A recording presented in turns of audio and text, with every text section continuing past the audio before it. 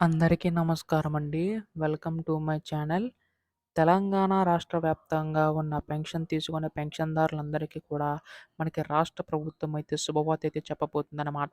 So, ప్రస్తుతం మనకి ఈ యొక్క ఆసరా పెన్షన్ సంబంధించి గాని చూసుకున్నట్లయితే తెలంగాణ రాష్ట్ర ప్రభుత్వం నిధులు ఇంకా జమ చేయలేదు కదా! సో, ఆసరా చేయూత పెన్షన్ సంబంధించి కానీ ఎప్పుడు జమ చేయబోతుంది అనే దానిపై ఈ వీడియోలో పూర్తి సమాచారం తెలుసుకోవడానికి అయితే ప్రయత్నిద్దాం.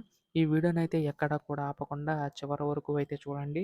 అంతకంటే ముందు కొత్తగా ఎవరైనా మన ఛానల్‌ని చూసినట్లయితే దయచేసి వెంటనే ఛానల్ అయితే సబ్స్క్రైబ్ చేసుకోండి మిత్రులారా. దీని ద్వారా నేను పెట్టే ప్రతి చిన్న లేటెస్ట్ అప్డేట్ కూడా మీరు ఎప్పటికప్పుడు మిస్ కాకుండా తెలుసుకోగలుగుతారు.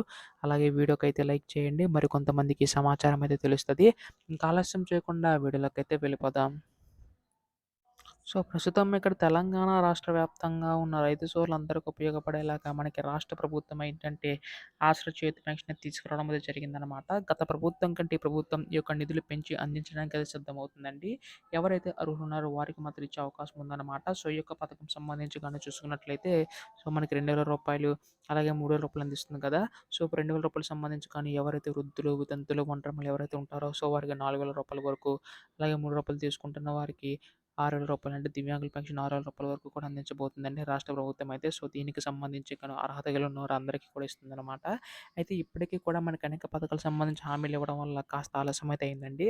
సో, ఎట్టకేలకు మనకి ఈ యొక్క పథకం సంబంధించి నిధులు విడుదల చేయడానికి అయితే సిద్ధమవుతుందనమాట. మనకి తెలంగాణ రాష్ట్ర ప్రభుత్వం ఈ యొక్క నిధులకు సంబంధించి కానీ ఎప్పుడు విడుదల చేసినా మీరు ఎప్పటికప్పుడు మిస్ కాకుండా తెలుసుకోవాలనుకుంటే మాత్రం వెంటనే ఛానల్ అయితే సబ్స్క్రైబ్ చేసుకోండి. ధన్యవాదములు. జై హింద్.